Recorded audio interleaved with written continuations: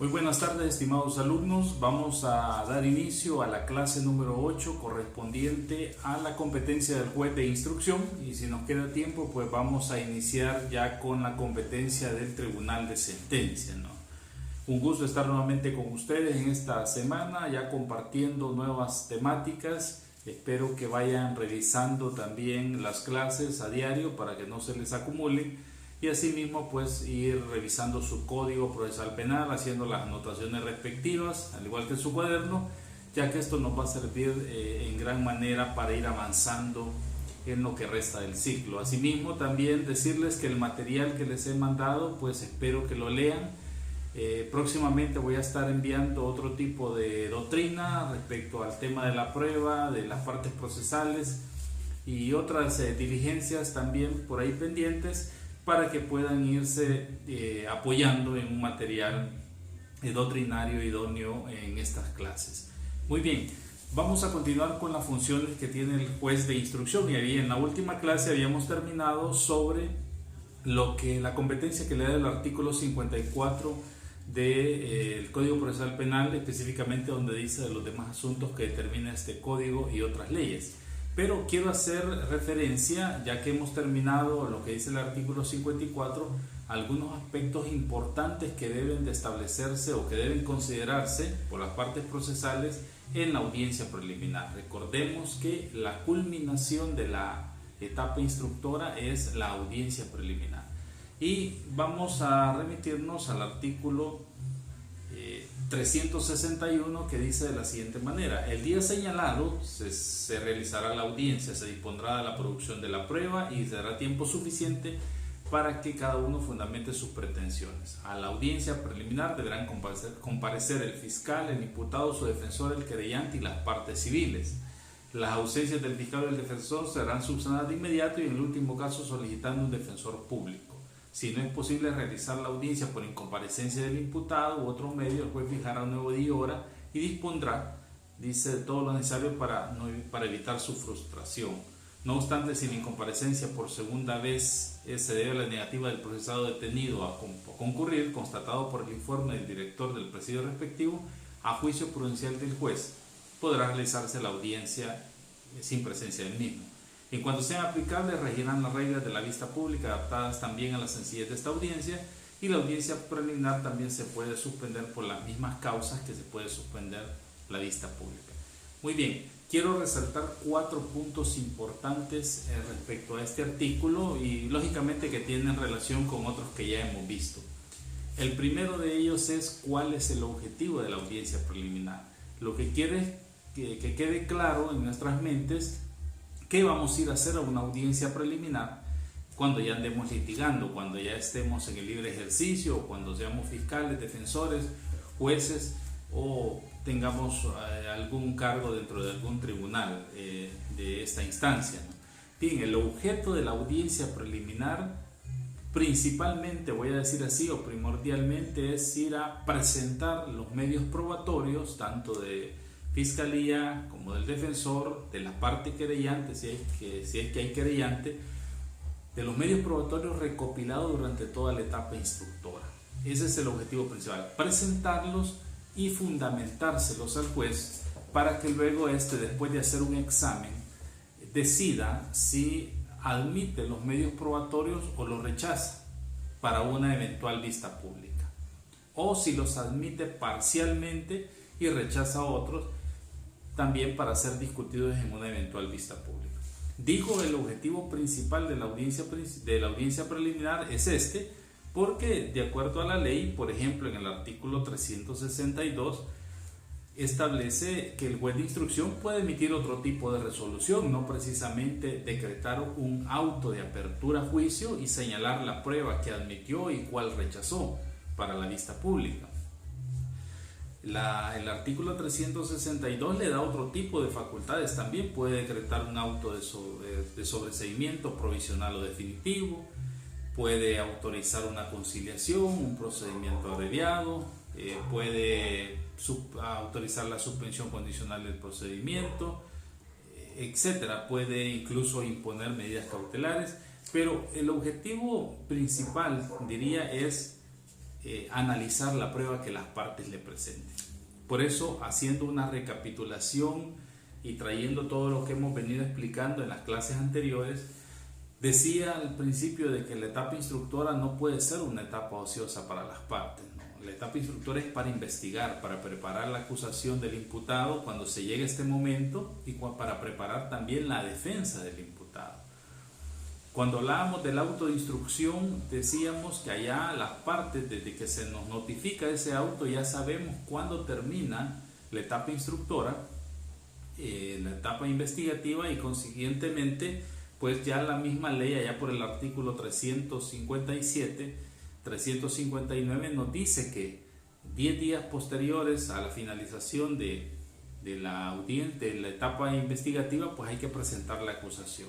Y después de eso se van a correr traslados 5 días a ambas partes, también al fiscal y al defensor, para que analicen esas diligencias y luego en esos 5 días propongan alguna modificación, alguna subsanación, y en el caso de la defensa, en esos mismos 5 días proponga sus medios probatorios.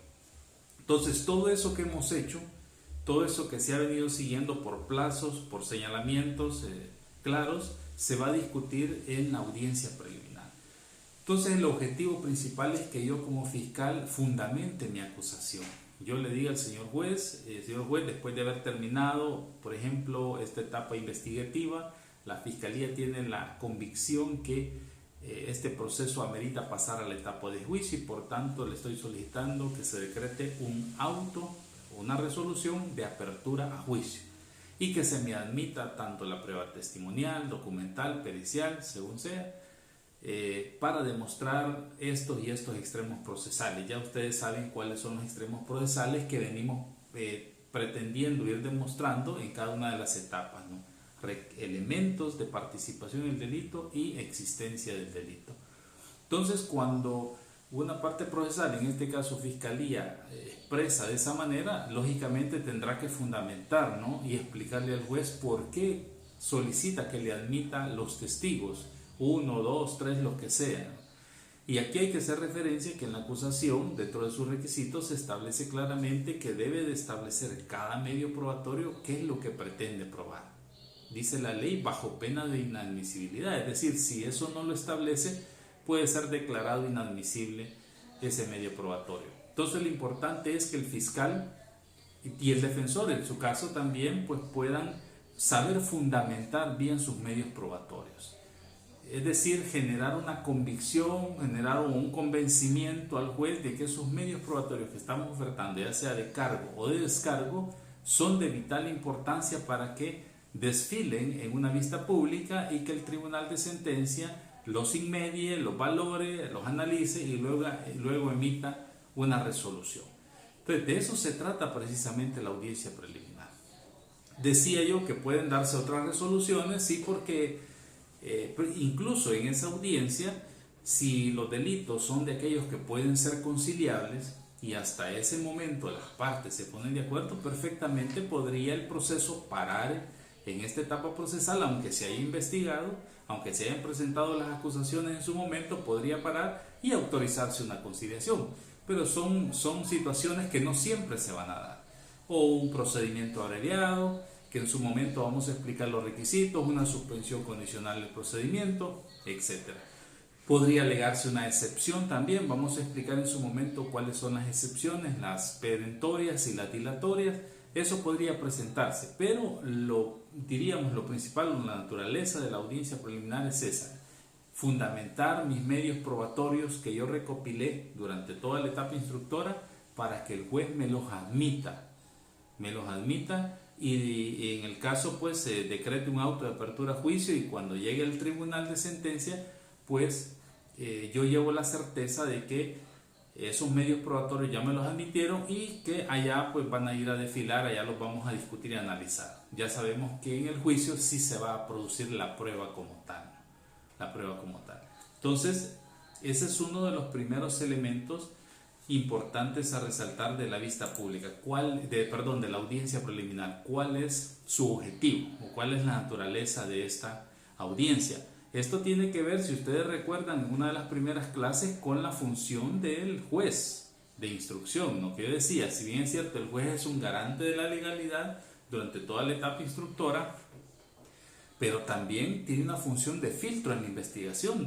Incluso desde que le hacen las peticiones, él valora si vienen bien fundamentadas, si son pertinentes, y puede rechazar o aceptar algunas. Pero aún más esa función se detalla o se expresa en este momento procesal, en la audiencia preliminar, cuando yo como juez escucho ambas partes, escucho al fiscal, veo sus argumentos, veo la prueba, veo que los medios probatorios, veo que estos no sean sobreabundantes, que sean pertinentes, que sean lícitos, y así como los de la defensa, y al final emito una resolución, ya sea admitiendo, por ejemplo, totalmente toda la acusación con todos los medios probatorios, igual que al defensor le puedo admitir todo su escrito con los medios probatorios que me ofrece, o admitírselos parcialmente. Desde luego, aquí estamos hablando de actos urgentes de comprobación, de diligencias, de la proposición de diligencias que habla el 308, ¿no? Que cualquiera de las partes durante la etapa instructora pudo pedirle al juez que realizara alguna diligencia, o que le ordenara a Fiscalía realizar alguna diligencia. Entonces, de todo eso estamos hablando en este momento. Ahora, quiero explicar un mecanismo, ojo con esto, y quiero que esto lo tengan muy presente al momento cuando anden litigando o cuando estén ya en una práctica. Es un mecanismo procesal muy interesante que nuestro Código Procesal nos permite en el caso que nosotros, estando en la audiencia preliminar, después de haber fundamentado nuestro escrito con nuestros medios probatorios, ya sea el fiscal o el defensor, escuchamos la resolución del juez de instrucción y, por ejemplo, yo tengo la expectativa o la idea como defensor de que me van a admitir todos mis medios probatorios, por ejemplo, 5 testigos que he ofertado y la prueba documental que he ofertado también. Yo tengo esa convicción porque yo sé, le he explicado qué es lo que pretendo probar y considero que son idóneos los testigos que he presentado. Pero a juicio del juez, él considera de que no, que de esos de los 5 testigos, por ejemplo, solo 2 son necesarios o son idóneos o van a dar un dato importante para el juicio, para el caso, y que los otros, a juicio de él, considera que son sobreabundantes, igual que la prueba documental. En ese sentido, el juez viene y emite una resolución y me admite a mí como defensor, por ejemplo, parcialmente mi escrito de medios probatorios, es decir, 2 testigos de los 5 que presenté y ninguna prueba documental. ¿Qué mecanismo procesal tengo que utilizar yo para tener la oportunidad, oígase bien, de que me realicen un segundo examen de estos medios probatorios? Bien, en ese preciso momento, cuando el juez emite la resolución, yo como parte agraviada tengo que interponer un recurso de revocatoria. El recurso de revocatoria en la teoría de los recursos se conoce como un recurso horizontal. Un recurso horizontal porque es el mismo juez que emite la resolución, es el mismo que lo resuelve, ¿sí? No pasa a otra instancia. Y en la teoría de los recursos se establece de que este mecanismo de impugnación puede establecerse de manera verbal o escrita. En este caso, para fines de la estrategia o del procedimiento que quiero seguir, lo mejor es interponer un recurso de revocatoria de manera oral. Después de que usted escucha la resolución del juez de instrucción, de donde no le admite parcialmente, usted interpone el recurso de revocatoria de manera oral. Lógicamente lo va a fundamentar, va a explicar por qué está pidiendo la revocatoria de esa decisión y va a solicitar que ese recurso y todo su argumento quede asentado en acta, es decir, en el acta de la audiencia inicial. El acta de la audiencia preliminar. Lógicamente, el juez, al escuchar el recurso que el defensor interpone, pues va a correr traslado en ese mismo momento, garantizando el principio de legalidad y de igualdad y de contradicción de las partes a Fiscalía para que se pronuncie también sobre ese recurso. Lógicamente, pues la representación fiscal le va a decir que no está de acuerdo, etcétera, ¿no? Y que la resolución del juez es apegada a derecho. El punto es que cuando, si en un dado caso, viene el juez de instrucción y dice, no ha lugar, se da lugar su recurso de revocatoria, ¿verdad? Y la decisión se queda como yo le establecí, con 2 testigos nada más, usted se asegura de que el recurso, la interposición del recurso quede asentado en acta. Esta diligencia, este recurso que usted acaba de interponer, va a servir cuando este proceso sea llevado al tribunal de sentencia. Después de la audiencia preliminar, dice la ley que dentro de las 48 horas el juez de instrucción va a remitir las diligencias con el auto hacia el tribunal de sentencia. Entonces veamos lo que dice el artículo 366, inciso tercero. Ahí el tema es preparación de la vista pública. Las disposiciones generales, preparación de la vista pública. Vean lo que dice. Cuando alguna de las partes considere que la prueba que ofreció le fue indebidamente rechazada, ¿a dónde? En la audiencia preliminar. Este artículo 366 corresponde ya cuando el proceso llegó a la etapa de juicio, o sea, están preparando la vista pública, pues están en una fase de preparación con el secretario, el colaborador, acaban de recibir el proceso y dice la ley, cuando alguna de las partes considere que la prueba que ofreció le fue indebidamente rechazada y hubiese interpuesto revocatoria, lo que dijimos, ¿no? Que había que haber interpuesto la revocatoria de manera verbal, podrá solicitar al tribunal de sentencia su admisión. Presentada la solicitud, el tribunal convocará una audiencia dentro del tercer día y oídas las partes que concurran, resolverá de inmediato. Si la parte solicitante no se presenta a la misma, se tendrá por desistida su petición. Claro, entonces cuando usted interpuso la revocatoria, eso es el requisito legal establecido en el artículo 366 para que la parte agraviada, en este caso que estoy comentando, que es el defensor, tenga una segunda oportunidad de examen de sus medios probatorios. En términos claros y sencillos, es decir, yo como defensor voy a presentar un escrito y decirles, mire, honorable tribunal, allá en la audiencia preliminar el juez me admitió 2 testigos de los 5 que oferté y no me admitió la prueba documental. En su momento yo interpuse la revocatoria, consta en el acta, consta mi argumento y por tanto en base al 366 yo considero de que tuvo que habérmelos admitido por estas y estas razones. En tanto le solicito, ya le di hora para una audiencia. Y el tribunal, verificando el cumplimiento de requisitos, le va a señalar una nueva audiencia, desde luego antes del juicio, para que usted tenga la oportunidad de exponer ante ellos nuevamente sus argumentos y el tribunal podrá considerar si le admite el resto de testigos y la prueba documental también, o si las circunstancias pues se quedan en esa misma condición. Pero esta es una oportunidad procesal, un mecanismo que lo podemos perder por el simple hecho de no presentar una revocatoria. Entonces, una sugerencia, o yo considero de que lo mejor es presentar la revocatoria en la audiencia, en la misma audiencia de manera verbal, porque queda sentado en acta, pues entonces ya cumplimos el requisito, ¿no? Entonces, ese es uno de los mecanismos procesales muy importantes a tener en cuenta al momento de estar en esta audiencia preliminar. Pero que no lo olviden, artículo 366, inciso tercero, que esta audiencia, esta segunda audiencia o el segundo examen lo va a realizar el tribunal de sentencia. No estamos hablando que estemos en la vista pública, si bien es cierto, el expediente está ya en un tribunal de sentencia, pero está en etapa de preparación de la vista pública. De hecho, el título del artículo 366 dice preparación de la vista pública, pero allí, durante ese periodo antes del juicio, pues ubica la realización de la audiencia, una audiencia nueva para realizar un examen.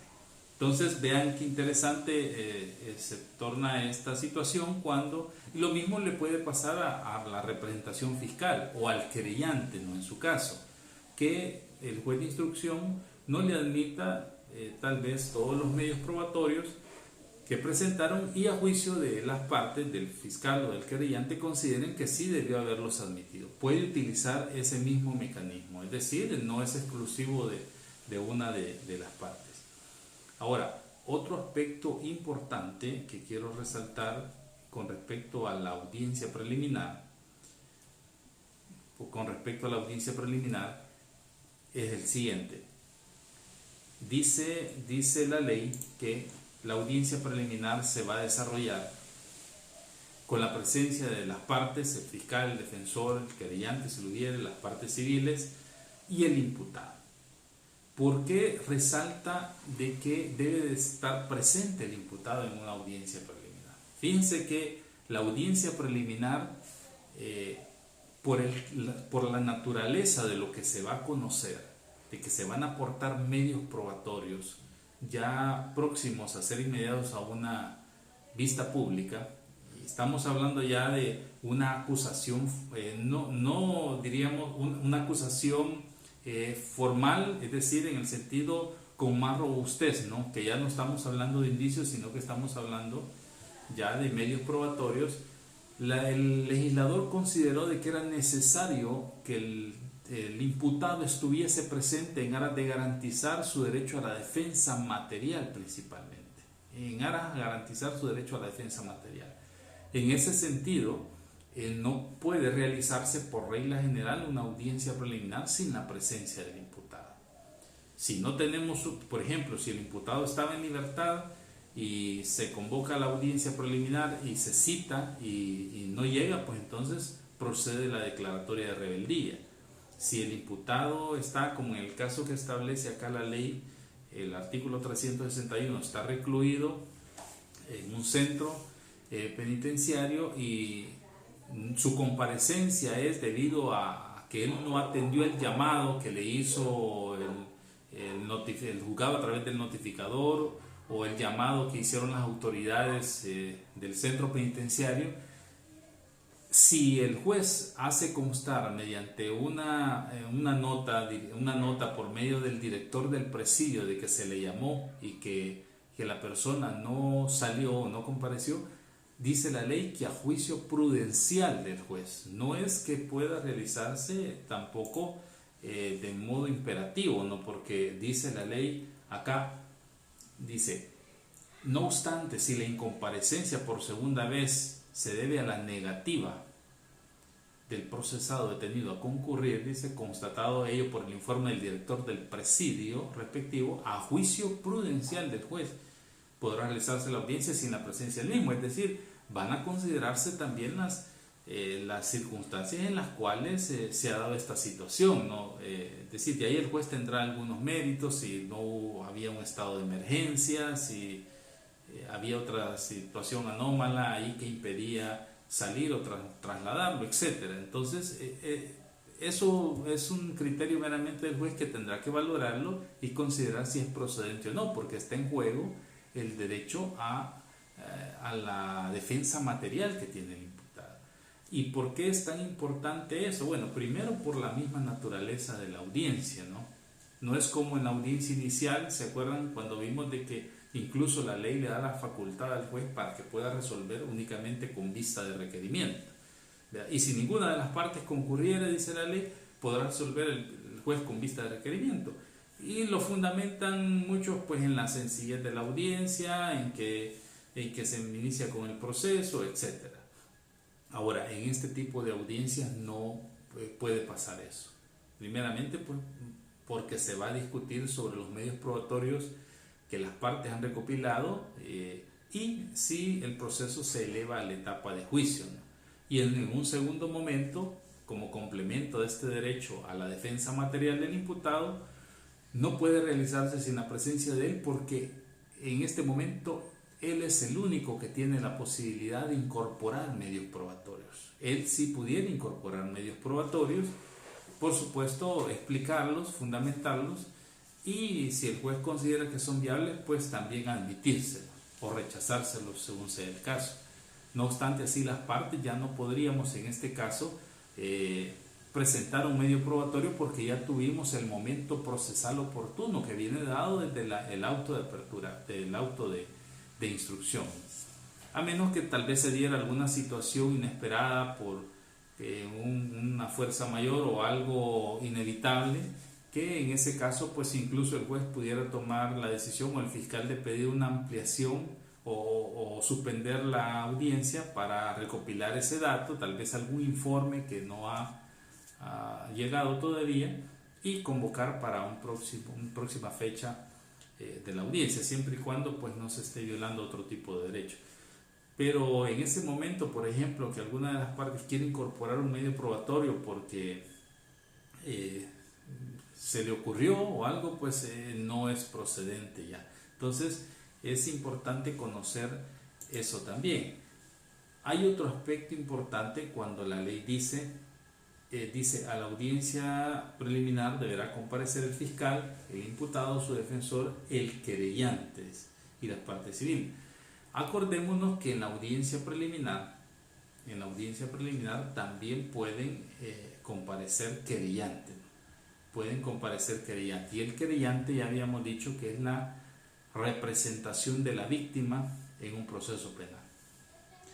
En ese sentido, cuando ya en un proceso se ha constituido parte querellante, aparte de la persecución penal, también persigue la responsabilidad civil, si es que ese es el interés que tiene la víctima, ¿no? También, y lo puede demostrar, tiene que perseguir seguir la persecución penal y la responsabilidad civil.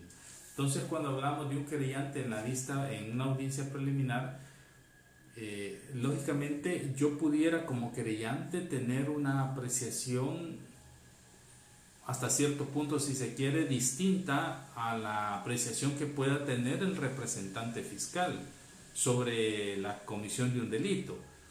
Si bien es cierto, él es por ley quien investiga el delito, quien lleva la dirección de la investigación, y yo soy un acusador particular. Pensemos en un delito de lesiones, en que en un primer momento se esté acusando por lesiones simples, lesiones simples, y yo como querellante considero de que puede concurrir una circunstancia para que pueda agravarse estas lesiones. Yo perfectamente como querellante, como también tengo que presentar mi escrito de querella, que es un escrito formal un escrito de acusación, como querellante también tengo que presentarlo cumpliendo los mismos requisitos que dice la ley para la acusación que presenta el fiscal. Pudiera discrepar en ese punto del fiscal y solicitar yo que se realice un cambio de calificación jurídica a un delito más agravado. Podría darse esa situación, o que yo como querellante pueda aportar o pedir que se me admitan otro tipo de medio probatorio que el fiscal considere que no es necesario. Es decir, esas facultades también yo las tengo como querellante en aras de garantizar también la representación de la víctima, ¿no? La representación de la víctima. Entonces, son detalles importantes que hay que considerarlos al momento de estar en el desarrollo de una audiencia preliminar. Bueno, dice, no podrá realizarse cuando sean aplicables, regirán las reglas de la vista pública adaptadas a la sencillez de la audiencia. Y la audiencia preliminar podrá suspenderse por las mismas causas previstas por este código para la vista pública. Bien, recordemos que la audiencia preliminar, si bien es cierto, no vamos a hablar o no vamos a solicitar ninguna sentencia acá en este caso, pero es necesario pensar en la viabilidad, en la importancia que tiene de fundamentar correctamente nuestros medios probatorios, porque de eso depende técnicamente, digamos, el éxito que podamos tener en una vista pública, ¿no? Como decimos, a veces se llegan sin armas al juicio, pero es por esta razón, porque se hizo una mala investigación en la etapa investigativa, o en el momento de fundamentar los medios probatorios no se tuvo la suficiente confianza, convicción de poderlos explicar de manera correcta. Yo decía que cuando se utiliza el mecanismo, en el caso de la prueba testimonial, el mecanismo del 308, en la proposición de diligencia, y que solicitábamos al juez que le ordenara o le instruyera al fiscal la toma de declaraciones de descargo, ese mecanismo es muy viable para este momento de la audiencia preliminar, porque ya el fiscal en su acusación pues tendría, aparte de todos sus medios probatorios de cargo, tendría que agregar los medios probatorios de descargo, es decir, esas declaraciones testimoniales que, si bien es cierto, son en calidad de diligencia útil, pero le dan un parámetro diferente al juez, le dan un criterio diferente al saber que ya hay, digamos, una antesala de la información que pueden tener esos testigos. Incluso al fiscal podría generarle, o usted como defensor podría generarle una motivación o elementos donde apoyarse para fundamentar, tal como lo dice, señor juez, el testigo fulano de tal que entrevistamos en sede fiscal, quien dijo, resaltó estos argumentos y esto concuerda con estas y estas circunstancias, pues por lo tanto yo considero que incluso el proceso debería de parar en esta etapa procesal y dictar un sobreseimiento provisional para que Fiscalía continúe investigando sobre estos casos, y si se logra establecer posteriormente otro indicio que sea más convincente, pues reabrir el proceso. Incluso eso puede servir para paralizar el proceso y que evitar que este pase a la etapa de juicio, ¿no? Para levantar una medida cautelar también, etcétera. Entonces, esos son los casos, las situaciones importantes que debemos considerar en el desarrollo de la audiencia preliminar. Bien, me voy a quedar hasta acá con esta clase y espero que si hay preguntas puedan hacérmelas, me las pueden hacer a través del grupo de Facebook o a través del canal también. Estamos a las órdenes, o a través de mi correo electrónico. Entonces, pasen muy buenas tardes.